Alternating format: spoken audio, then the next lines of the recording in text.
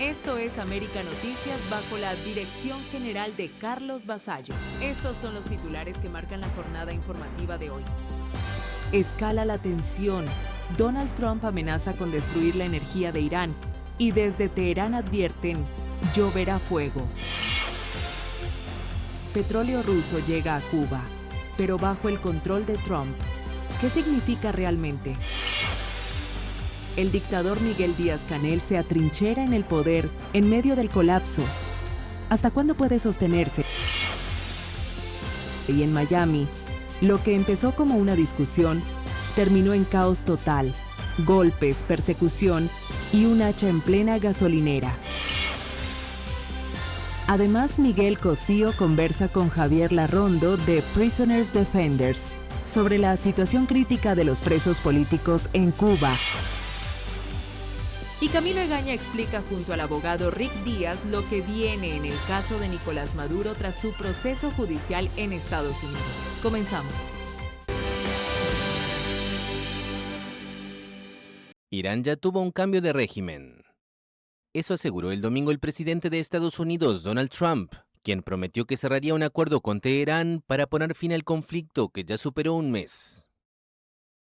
Creo que llegaremos a un acuerdo con ellos, estoy bastante seguro, pero ya hemos tenido un cambio de régimen si lo observan, porque un régimen fue diezmado, destruido, todos están muertos. El siguiente régimen está casi muerto, y el tercer régimen, estamos tratando con personas distintas a cualquiera con las que se haya tratado antes. Es un grupo de gente completamente diferente, así que yo consideraría que eso es un cambio de régimen. La afirmación de Trump buscó calmar a los mercados, nerviosos por la falta de perspectiva para terminar el conflicto, que ha dejado miles de muertos y trastocado los mercados mundiales con el petróleo a más de $100 el barril. El mandatario aseguró también que la República Islámica permitirá el tránsito de 20 buques petroleros por el estrecho de Hormuz, un punto clave por donde pasa el 20% de la producción mundial de crudo. Irán mantiene bloqueada esta vía desde el inicio de la guerra. Irán e Israel continuaron bombardeándose la mañana del lunes, mientras abundan las especulaciones sobre un posible despliegue de tropas estadounidenses en el territorio iraní. El secretario de Estado, Marco Rubio, había descartado esta hipótesis el viernes, asegurando que los objetivos de guerra en Irán podrían alcanzarse sin el envío de tropas de tierra. Sin embargo, Donald Trump amenazó con golpear el corazón energético de Irán, y la respuesta desde Teherán no se hizo esperar. Irán advierte que si tropas estadounidenses pisan su territorio, lloverá fuego sobre los soldados. El mensaje fue lanzado por el presidente del Parlamento iraní, Mohammad Bagher Khalibaf, quien acusa a Washington de hablar de negociación en público, mientras prepara una ofensiva terrestre en secreto, y los movimientos en la región aumentan la tensión. Estados Unidos ya ha desplegado miles de efectivos, incluyendo unos 3.500 marines que llegaron recientemente, mientras se evalúan operaciones militares limitadas. En paralelo, Trump elevó la presión al máximo, amenazó con destruir plantas eléctricas, pozos petroleros, la estratégica isla de Karg, clave para las exportaciones de crudo, e incluso instalaciones de agua. Según dijo, estos objetivos han sido evitados hasta ahora, pero podrían convertirse en blancos inmediatos si no hay acuerdo. Precisamente, la isla de Karg está en el centro del tablero. Tomarla significaría asfixiar económicamente a Irán, al cortar una de sus principales fuentes de ingresos y debilitar a la Guardia Revolucionaria. Mientras tanto, el estrecho de Hormuz sigue bajo presión, afectando el flujo global de petróleo y disparando la incertidumbre en los mercados. Así, el conflicto entra en una fase crítica, con amenazas directas, tropas en movimiento y un escenario que podría escalar en cualquier momento, informó Camilo Lavastilla para América Noticias. Donald Trump sorprende al permitir la llegada de petróleo ruso a Cuba, en medio de la peor crisis energética que vive la isla en años. El petrolero ruso Anatoly Kolotkin, con más de 700,000 barriles de crudo, ya se encuentra en Matanzas, marcando el primer envío en 3 meses. Un respiro, pero muy limitado. Cuba necesita cerca de 100,000 barriles diarios para sostener su sistema eléctrico, por lo que este cargamento apenas cubre unos días de consumo. Hay un petrolero allá afuera. No nos molesta que alguien reciba una carga de barco porque necesita sobrevivir. Bueno, yo diría, les dije que si un país quiere enviar algo de petróleo a Cuba ahora mismo, no tengo ningún problema con eso. Ya sea Rusia o no ayuda mucho si pierde una carga de petróleo. Eso es todo, se pierde. Si quiere hacerlo, y si otros países quieren hacerlo, no me molesta mucho. No va a tener un impacto. Cuba está acabada. Tienen un mal régimen y un liderazgo muy malo y corrupto. Y reciban o no un barco de petróleo, no va a importar. Prefiero dejar que entre, ya sea de Rusia o de cualquier otro, porque la gente necesita refrigeración y todas las demás cosas que se necesitan. La isla sigue enfrentando apagones prolongados, falta de combustible y una economía prácticamente paralizada. Pero lo más llamativo no es el barco, sino lo que representa. Según análisis internacionales, esta decisión no significa que Washington esté relajando la presión, sino que está cambiando la forma de ejercerla. Ya no se trata solo de cerrar el flujo de petróleo, sino de controlarlo, permitir envíos puntuales mientras se bloquea un suministro constante, mantiene al régimen bajo presión, pero sin provocar un colapso total inmediato. Es una estrategia más calculada. Incluso se plantea un enfoque selectivo, facilitar combustible para el sector privado emergente, pero restringirlo al Estado, lo que podría generar más tensión interna dentro del sistema. En paralelo, Estados Unidos envía un mensaje claro. Cualquier apoyo energético a Cuba pasa, directa o indirectamente, por su aprobación. Esto ocurre después de meses de medidas más duras. A finales de enero, la administración Trump firmó una orden que amenazaba con sanciones a quienes suministraran petróleo a la isla, golpeando directamente a sus principales aliados como Rusia y Venezuela. Ahora, el giro no es un alivio, sino un ajuste táctico. Mientras tanto, Moscú intenta mantener a flote al régimen con envíos puntuales, en medio de una crisis donde la electricidad falla a diario, la producción cae, y la vida cotidiana se vuelve cada vez más difícil. Así, la llegada de este petróleo no cambia el fondo del problema, solo confirma una nueva realidad. Cuba sigue necesitando energía desesperadamente, pero el control del suministro ya no depende solo de sus aliados, sino en gran medida de las decisiones que se toman en Washington, informó Enrique López para América Noticias. El dictador Miguel Díaz-Canel vuelve a plantarse en el poder, en medio de presiones externas y una realidad interna que no deja de deteriorarse. Desde La Habana, y en una entrevista con el diario mexicano La Jornada, el gobernante dejó claro que su continuidad no está sobre la mesa, ni siquiera en medio de contactos o tensiones con Estados Unidos. La decisión de dialogar con los Estados Unidos es colectiva, y en esa decisión no está en juego nuestro sistema político ni ninguna decisión que sea propia de nuestro pueblo y de nuestros órganos de parlamento. Por lo tanto, la continuidad mía o no, o la de cualquier otra persona que en determinado momento juegue una responsabilidad de este nivel en nuestro país, depende del pueblo y depende también de los representantes de ese pueblo en la Asamblea Nacional del Poder Popular, no depende de Estados Unidos. El contexto es cada vez más complejo. Dentro del país la situación sigue golpeando con fuerza, interrupciones eléctricas constantes, problemas para conseguir combustible, aumento de precios y un día a día que se vuelve cada vez más cuesta arriba. Mientras tanto, desde Washington, el discurso apunta a cambios en la isla, pero La Habana responde cerrando filas. El enfoque ahora no es prometer transformaciones profundas, sino administrar la crisis sin perder el control. Se habla de ajustes, de reacomodos económicos, de buscar ingresos donde sea posible, incluso abriendo espacios muy medidos a capital externo o a cubanos en el exterior, pero siempre bajo supervisión total.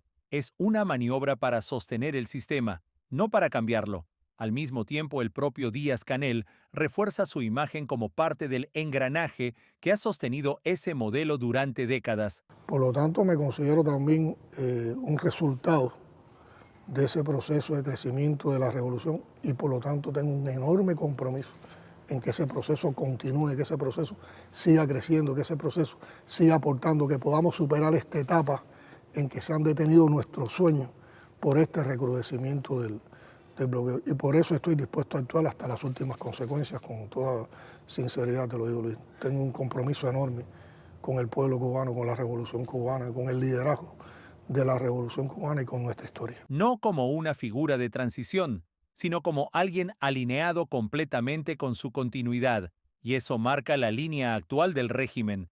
Mientras la presión aumenta y el malestar crece, el poder se atrinchera, sin señales de apertura política y con una apuesta clara por resistir. Así se mueve hoy el tablero en Cuba, informó Camilo Lavastilla para América Noticias.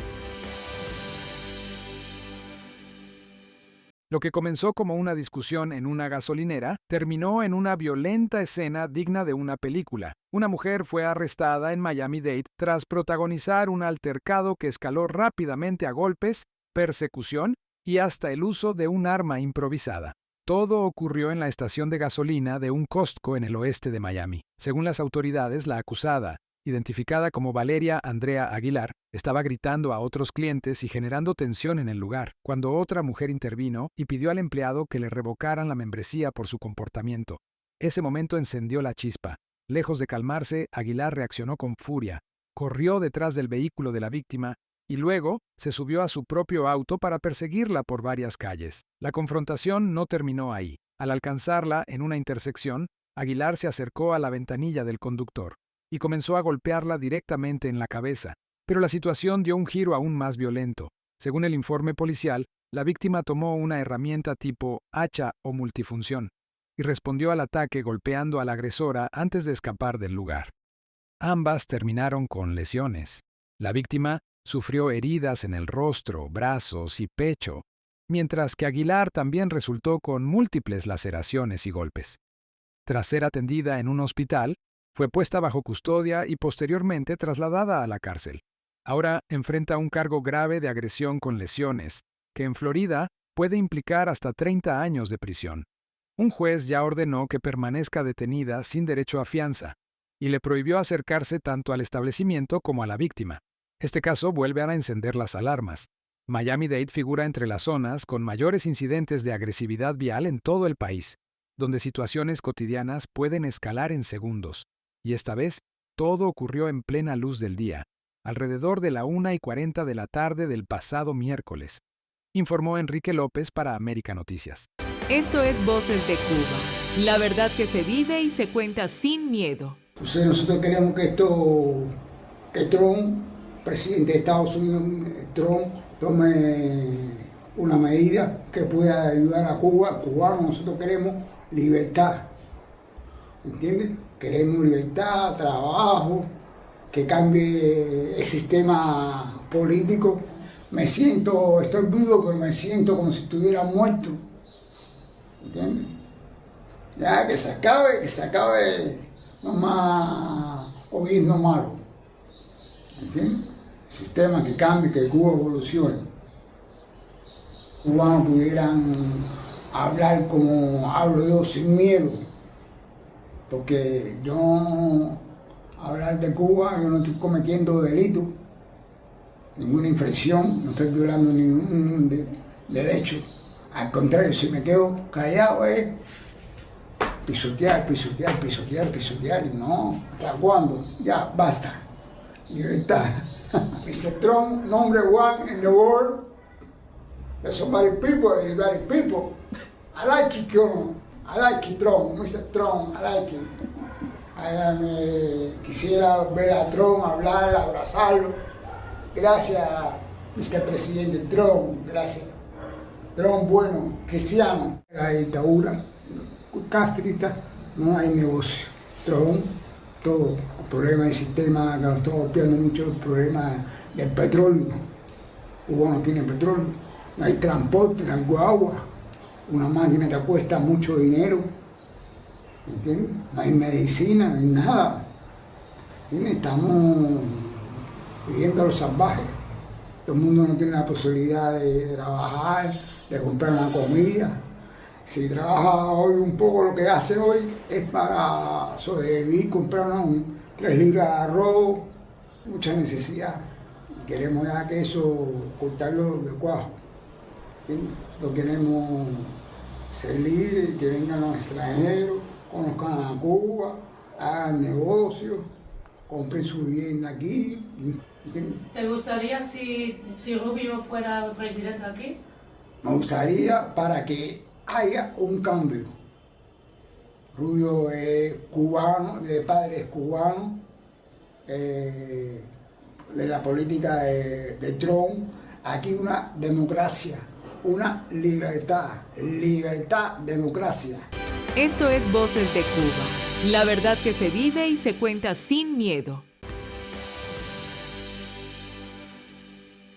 Tensión en Florida.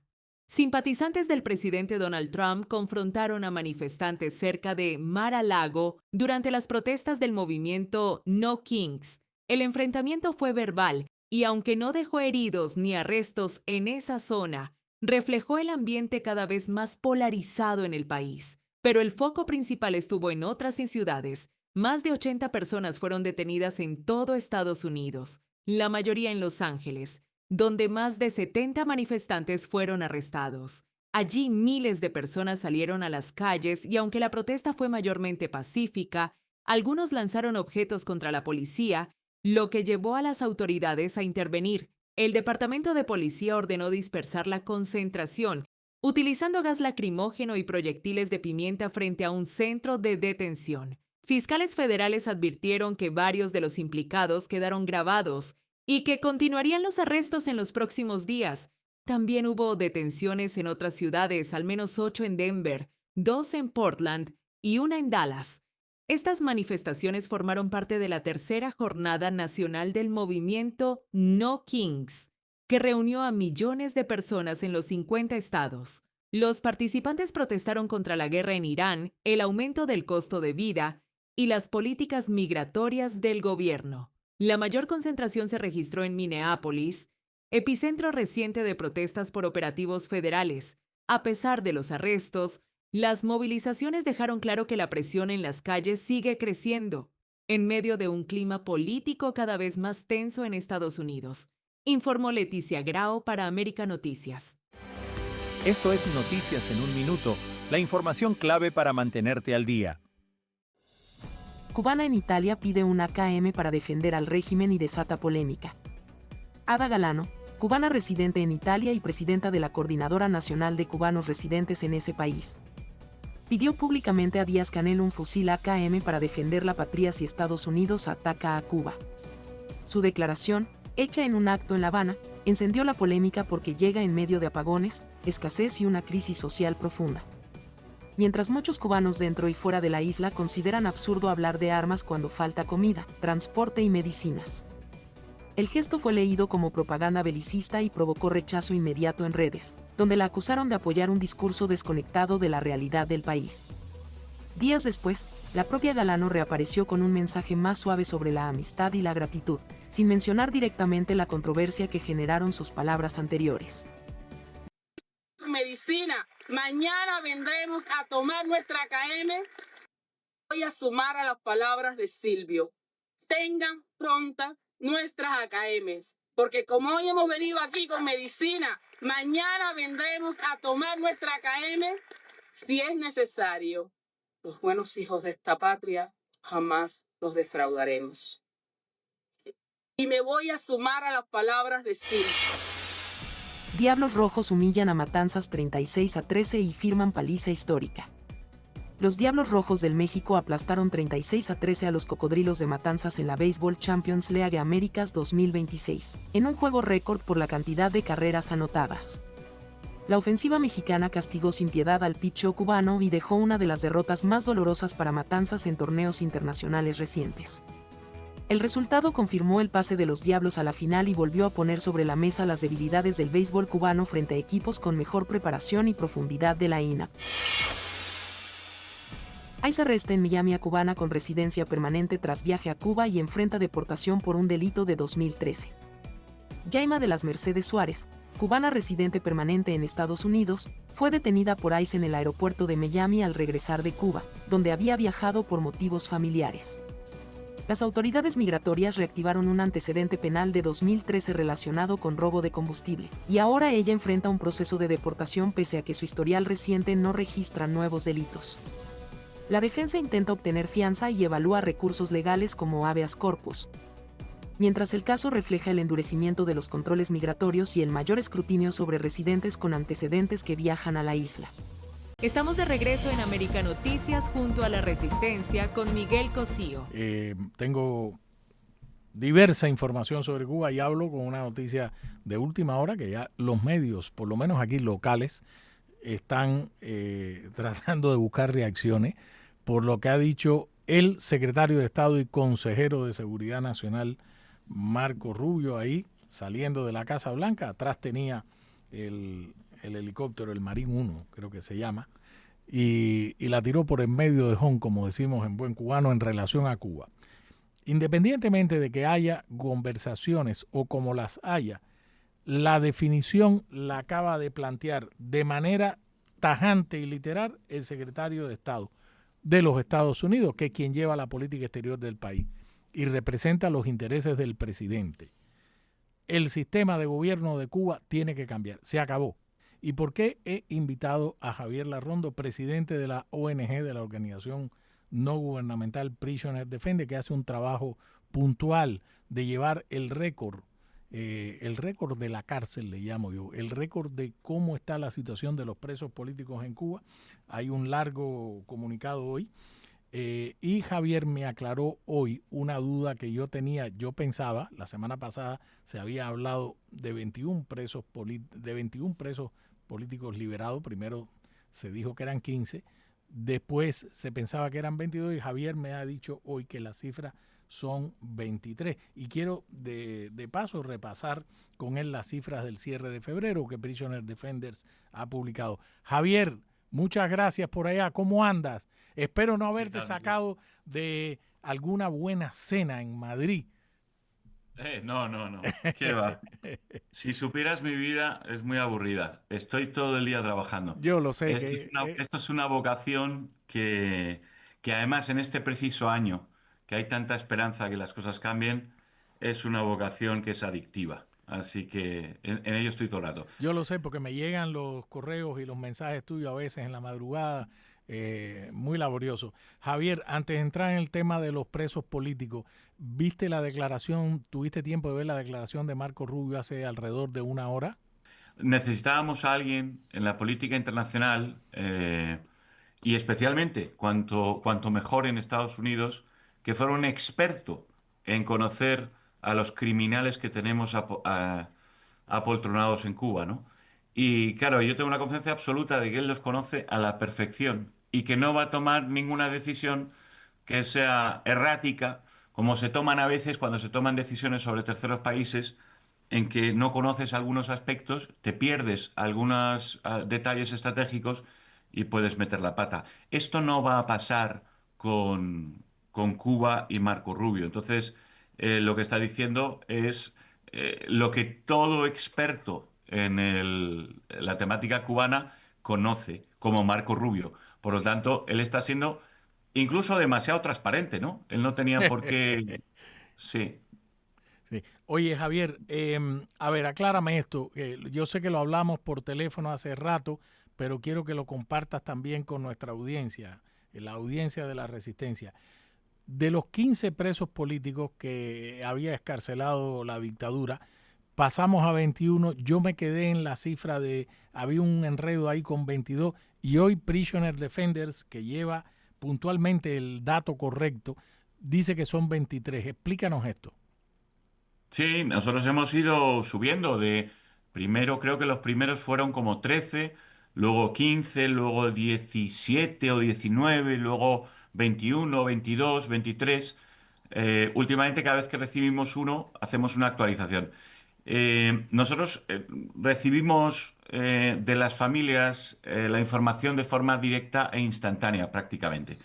Y si no es de las familias, que a veces tardan un poco más porque se quieren reunir con el ser querido, no quieren contárselo a nadie, tienen miedo, etcétera, y eso es normal, pues enseguida en las prisiones enseguida nos avisan familiares de otros presos y tal.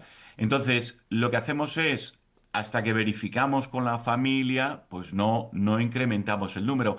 Esta mañana lo que ha pasado es que directamente un amigo de la persona excarcelada pues nos ha llamado corriendo y nos ha contado la historia y hemos podido verificarlo en cuestión de media hora. O sea, en cuestión de media hora, esa información que nos había dado él, que tenía de primera mano, pero que aún así hay que verificar, y hay que verificar porque ha habido listas que se han hecho públicas que contenían nombres que no estaban escarcelados y que siguen en prisión. Y es muy delicado porque son familias a las que afectamos y les estamos diciendo, tu hijo está preso y resulta que su hijo se está muriendo en prisión. Entonces, Claro. en este caso hemos podido verificar a toda velocidad y hemos sacado el número 23. Ayer teníamos el 22.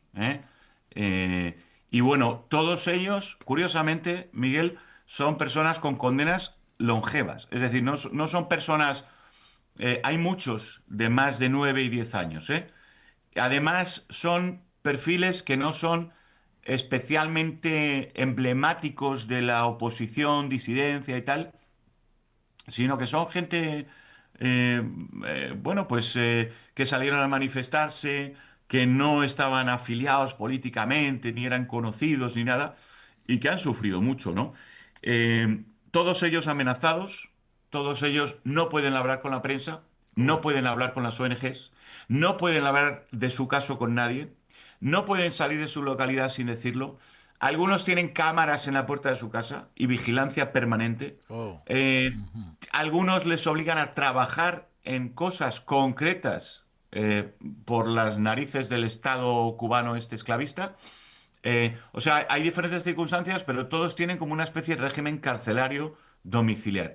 Y por ahora son 23 de 51, con una cosa cualitativa. Y es que el régimen cubano, no sé si recordáis, pero se mencionó y se dijo, se dejó dicho que esto iba a ser inmediato. Es decir, que las excarcelaciones que anunciaron el día 12 y que dijeron el día 13 iban a producirse el día 13. Y es verdad que la mayoría se han producido el día 13. Solamente había una el lunes 23 y otra hoy que me sorprenden muchísimo porque me da la impresión de que el régimen ha tratado de engañar otra vez a la iglesia, a todo el mundo, pero esta vez alguien le debe estar diciendo al régimen, seguramente por la información que sale de las organizaciones y la fiabilidad que las organizaciones tenemos para dar esta información, seguramente le están diciendo al régimen, nos has engañado. Y a lo mejor están sacando nuevos de la lista. Bueno, les quedarían 28 todavía. O sea que Claro. ojalá sea así, pero vamos, hasta 1214 todavía les quedan. Prisoner Defender cerró el mes de febrero, ustedes hacen un reporte puntual, con 1.214 personas detenidas por motivos políticos. Entonces, tú acabas de decir que es 51. De ahí le restas 28 y tienes estos 23 solamente. Lo que ha señalado es que son excarcelaciones, no es una amnistía, no es una Eso es. libertad incondicional, no es ni un diablo, ¿correcto? No, es mucho peor que una libertad condicional corriente. Es decir, Ya. lo que le están imponiendo a esos presos no cabe en la legislación cubana. Entonces nosotros le hemos llamado, porque da igual que sea licencia extrapenal, Ya. que libertad condicional, que libertad limitada, ninguno de ellos tiene los requisitos que le están pidiendo a ellos. A ellos les están imponiendo un régimen carcelario domiciliar de facto que no está en la legislación cubana. O sea que da igual el papelito o lo que diga, que en realidad lo que le están imponiendo es un régimen carcelario domiciliar. Así es. En esta cifra, porque dijiste hace un rato también que habían listas esto, en el caso de las 1.214 que cerró el mes de febrero, es decir, ustedes la tienen puntualmente documentadas. Esa es la Sí. cifra de los presos políticos, ¿correcto? Sí, y ha incrementado. Y ha O sea que- incrementado. A eso Claro, iba. claro. Ha incrementado en lo que va del mes de marzo, ¿correcto? Bueno, mira, te voy a decir más, Miguel. Va a incrementar en bastantes nuevos presos políticos. Pero lo que hemos descubierto es que el agujero de presos políticos que hay en las UPICos, en los centros de detención, eh, en todas partes, es de tal magnitud que solamente en Ciego de Ávila, en el técnico de Ciego de Ávila, hace una semana, 5 días, una cosa así, una persona que estaba allí me dijo que había 200 personas, que muchos venían de Morón y que eran 200 personas detenidas por cacerolazos, manifestaciones y demás. ¿Vale?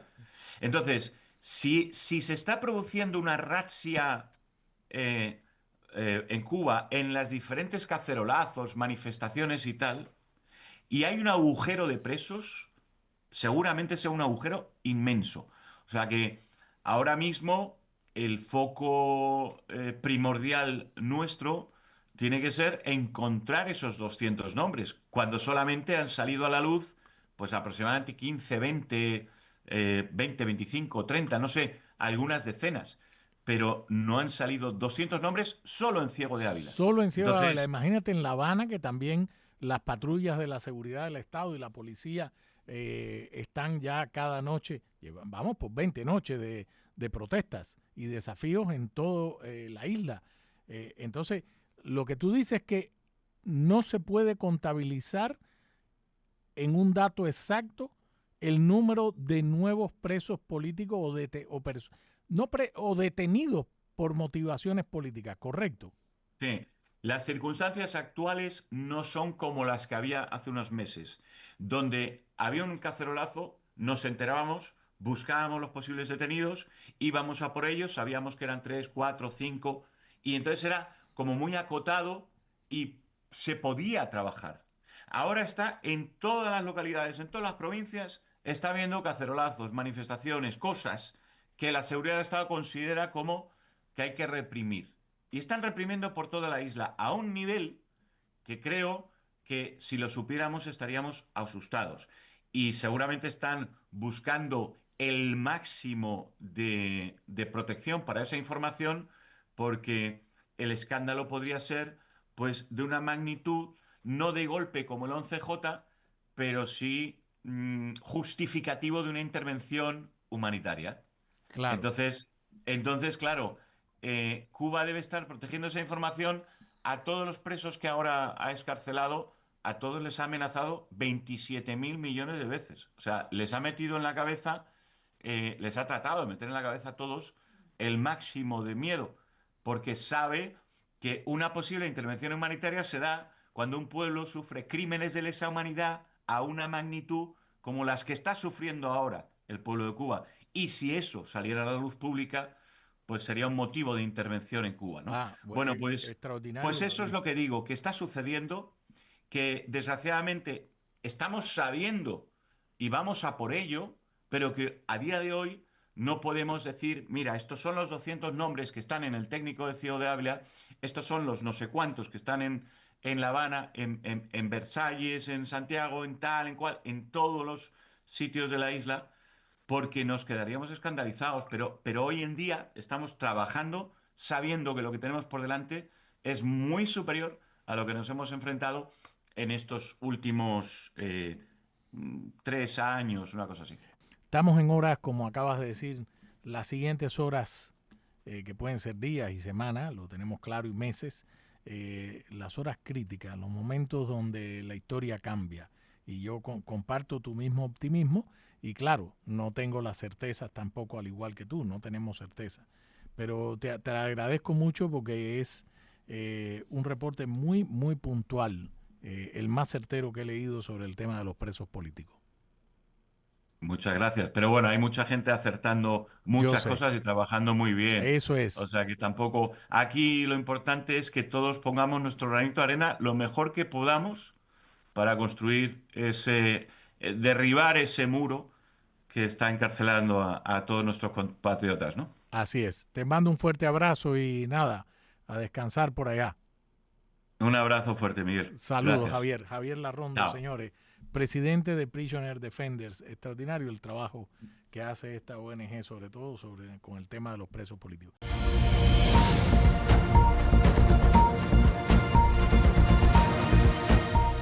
Estamos de regreso en América Noticias junto a Panorama al Día con Camilo Egaña. La verdad es que no siempre se consigue un invitado como el que les voy a presentar ahora. Un invitado de primerísimo nivel. Fue fiscal, fue policía, es abogado. Rick Díaz, Buenas tardes, ¿cómo está usted?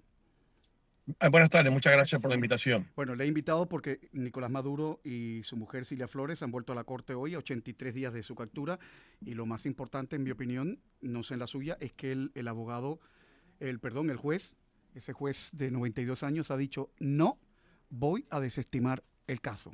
¿Qué le parece a usted? Bueno, primera derrota, ya esta es la cuarta derrota para la pareja Maduro y Flores. El primero fue el indictment, el segundo fue la invasión y la captura, el tercero fue obviamente fianza negada y ahora pues cuarta ronda de una pelea que van a tener muchas vueltas. También esto ha sido un golpe muy duro. Esto no quiere decir que va a fallar diciendo que no pueden cobrar los honorarios por los medios de Venezuela. Esa pelea es un poco más adelante, pero mi impresión es que van a perder esa pelea igual, pero este golpe es muy fuerte porque obviamente anoche no durmieron pensando que iban a ganar. Me imagino. Esto es un golpe muy duro para ellos. Oiga, señor Díaz, si usted cree que el argumento de que se está violando el derecho a la defensa de Maduro y su mujer va a prosperar, porque a mí, la gente dice que eso es muy frágil, ¿no? Ese argumento. El argumento es muy débil, porque si tú no tienes dinero para pagar un abogado o tienes el dinero pero está legalmente congelado, o en este caso el OFAC bloquea el acceso a los fondos, te van a nombrar un abogado de oficio. En este país, cada día en las cortes condales, estatales, federales, hay personas que son arrestadas y no pueden contratar un abogado de su selección o de su deseo. No tienen los fondos suficientes y se les pone un abogado de oficio y eso no es una violación de los derechos constitucionales. ¿Por qué vamos a tratar a Maduro y a Flores diferente o mejor que a nuestros propios ciudadanos americanos? Exacto. Si aquí todo el mundo va con un abogado pro bono y no pasa nada. Óigame, ¿cuánto tiempo puede durar la fase de presentación de pruebas? Porque yo no sabía esto. Tengo entendido que algunos abogados defensores hacen su propia investigación en este país. Sí, yo siempre hago los míos. La entrega de pruebas normalmente son a los 14 días después de la presentación de cargos, que ya pasó hace tiempo, pero en casos complejos donde hay mucha prueba abundante, y especialmente si hay mucha data electrónica, digital, forense, producir esa prueba, ese volumen de pruebas, todo tiene que quedar numerado bajo un sistema que se llama Bait Stamp, para que no haya ninguna confusión en lo que la fiscalía dice que entregaron y en lo que la defensa dice que recibieron. Entonces, a veces estamos hablando de gigabytes, terabytes, ¿ok? De documentos, imágenes, grabaciones, fotografías, reportes de laboratorio de las drogas confiscadas, reportes de vigilancia, en fin. Cuando esto sucede, la Corte lo que hace es que extiende la fecha para juicio, que normalmente son 70 días después de la presentación de cargos, y a los acusados, al haber presentado esta gestión, renunciaron a su derecho de un juicio rápido. Vas a tener, vamos a decir, 10 testigos, colaboradores, 15, y esas personas en un día hacen sus examinaciones. Muchas de las pruebas va a quedar de manera resumida. Yo no creo que mira, el juicio en Noriega creo que corrió 3 meses o 4 meses. Pero este juez tiene hasta donde yo sé, este juez es un juez que trabaja horas largas y es un juez muy estricto en cuanto al reloj. El juez que tenía el caso de Noriega, Hubler, empezaba tarde, tomaba hora y media de almuerzo. Este juez es un juez que tiene una agenda bastante fuerte, bastante limitada, con pocos, los descansos son de poco tiempo y trabaja muy duro. Oiga, este juez Hellerstein, algo así se llama, tiene 92 añitos, sí. Dios no quiera, pero si este juez falleciera durante el proceso, ¿habría que empezar de cero o se retoma el proceso donde ya está? No, lo que hacen es que reasignen otro juez al caso y ya. Suponiendo que Maduro empiece a cantar, como ha cantado el Pollo Carvajal, que hay que darle con un bate de béisbol para que se calle. Si Maduro empieza a cantar y a decir todo lo que sabe y todo lo que ha oído, ¿usted cree que la justicia americana le va a quitar años y va a flexibilizar la condena? Si yo soy el fiscal, yo le digo a Maduro, mira, tú te vas a morir en la cárcel, así colabores con nosotros. Lo que vas a hacer es, colaborando es, vas a evitar un juicio para ti y para tu esposa. Vamos a quitarle los cargos a tu hijo. Tiene que salir de Venezuela. Mira a ver si quieres ir a España, Francia, Turquía, Rusia. Te vamos a dar $10 millones que íbamos a pagar para la recompensa por tu captura, para que luego no te puedes quejar de que, porque no vas a poder conseguir trabajo en muchos lugares del mundo. 10 millones de los 800 millones, tú vas a firmar y renunciar a los 990 millones de dólares. Te vas a quedar con 10. A tu esposa le vamos a dar libertad también, pero tú te vas a morir en la cárcel. Ya, ese sería un acuerdo posible. Ahora, entre usted y yo, a mí me gustaría que también a este narcodictador venezolano se le exigiera y se le rindiera cuenta por el abuso de los derechos humanos, porque bajo la represión de su gobierno murieron muchos chavitos, mucha gente joven en Venezuela, ametrallados en las calles. Y muchos opositores desaparecieron. Y mucha gente purgó cárcel en helicoide, en esa horrible... Yo siempre cuando dicen el helicoide pienso en el castillo donde metieron al conde de Montecristo, fíjese. Y no le van a pedir cuentas por eso. Y eso bueno, la eso Corte Penal Internacional siempre puede actuar. Pero que lo hagan de una vez, porque este tipo tiene que pagar por eso, de verdad. Yo no estoy argumentando contigo, no, yo creo que basado en los alegatos y las pruebas que existen, él obviamente tiene la presunción de inocencia, pero le deben de venir arriba con todos los hierros, porque estás hablando de actos que son ya violaciones de derechos humanos, desmovilizaciones, destrucción de familias, violencia, retaliaciones, encarcelamientos políticos. O sea, es ogre, es fuerte, o sea, es difícil pensar qué más daño puede causar un ser humano en este planeta de lo que cometió alegadamente, ¿ok? Por lo menos en cuanto a la acusación de New York, el señor Maduro. No, Rick, yo no quiero discutir con usted. Es que Maduro y la otra señora Delcy Rodríguez despiertan en mí una mala uva, una mala leche. No les puedo explicar, es una manía que les tengo. Pero bueno, igual que los dictadores de Nicaragua, Daniel Ortega y su enloquecida mujer, me sale una mala leche que fíjese que no es así. Yo me considero una persona muy noble. ¿O no? ¿Qué dice mi equipo de producción? Se están riendo de mí. Rick Díaz, muchísimas gracias. No, vaya, con estos amigos. Rick Díaz, muchísimas gracias por haber estado en el programa. Chao. Ha sido un honor. Igual, feliz noche para usted.